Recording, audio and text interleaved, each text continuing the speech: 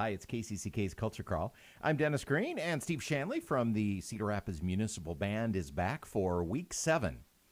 Week 7, yeah, it's hard to believe, but our 9-week season is rapidly coming to a close. I can't believe how fast it's gone.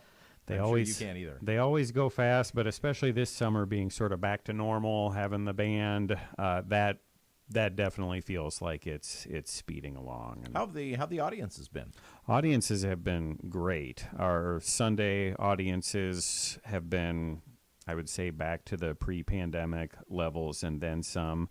And we can pretty much guarantee on a Sunday night that isn't too hot that we're going to have it, a couple hundred, no problem. So Well, and kudos to you and the band and the management for continuing the live streams, because I have watched a couple of live streams when we couldn't get to the concert, and I really enjoy having that option. yeah, that definitely learning experience from the pandemic. And once we had the equipment purchased and knew how to use it, it really wasn't that big of a deal to keep it going. And it's been fun because we have people who lived in Cedar Rapids, enjoyed attending the concerts, and then moved away for whatever reason. And some of them are delighted to be able to watch again. Relatives of the band members. I was going to say family That's members of the fun. band from Yeah. out of town, probably, yeah. So yeah, that's been great. I think the fun thing is to see how quickly the Facebook algorithms take us down for copyright infringement. Because you're not allowed to leave those up. We can Right. broadcast them live, but you can't. And I think usually they get it within 5 seconds or something like that. The Stars and Stripes Forever, interestingly, which is public domain, that one they flagged and thought it was something else and got rid of that one right away. But as long as you're watching in real time. No issues. Facebook will allow you to watch. You can watch in real time. Yeah. Well, what's up for this week? Well, this is fun week for the band and for me. We feature the members of the band as soloists, and prior to my arrival, that happened, but not with a lot of frequency. Generally, the featured guest artists every week were people who were not members of the band. And I remember every week sitting back there in the percussion section looking at those permanent band members and thinking, why are they not playing solos? They are amazing as well. So every summer I pick at least one week and feature some of the permanent members of the group. And this week we've got Caleb Lambert, who played a trombone solo with us a few years ago, but he's also a very fine euphonium player. And so he's playing the Jim Kernow Rhapsody for euphonium, very cool piece. And then our principal clarinetist, Christine Bellomy, and Thiago Ancelmo, also a member of the clarinet section, they're playing Mendelssohn Concert Piece, which is one of those classical pieces that you probably have never heard, but you're going to like it. It's super cool. It's very, very flashy.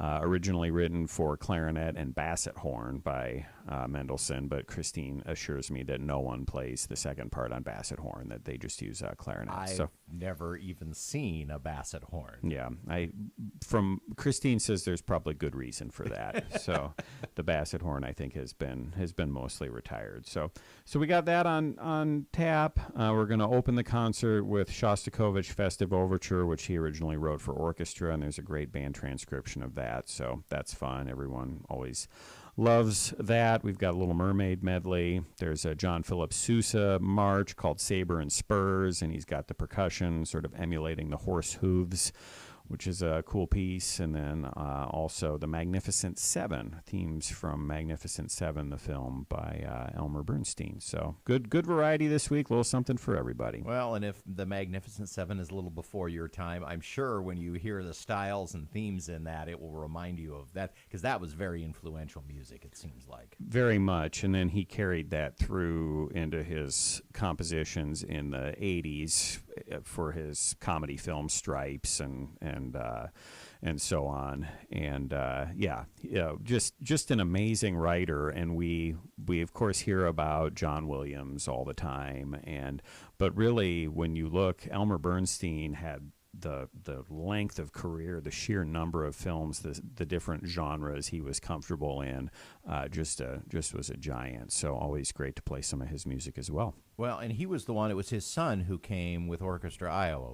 Am I getting that right? That's correct. Yeah. Carl, his son, came last fall to play when the orchestra played the soundtrack live for Ghostbusters, because Elmer had composed that. And Carl, his son, did a lot of the orchestration on that as well.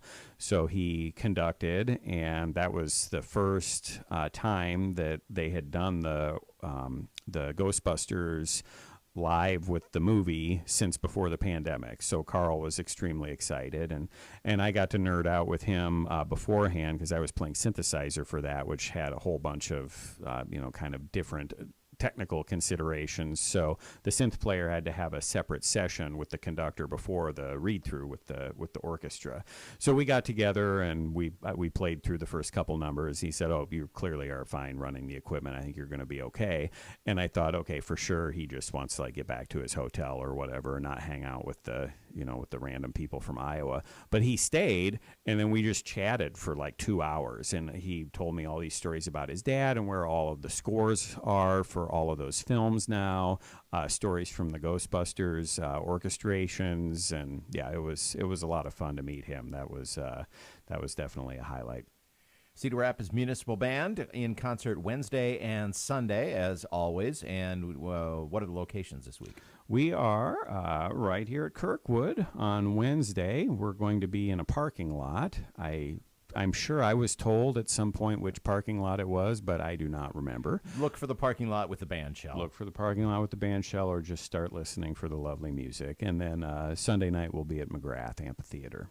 And if people want more information, of course, they can visit the website or find you on Facebook at crmuniband.org. And yeah, Facebook, Twitter, Instagram, all sorts of good photos to check out, and Facebook for the live stream if you can't hear us in person.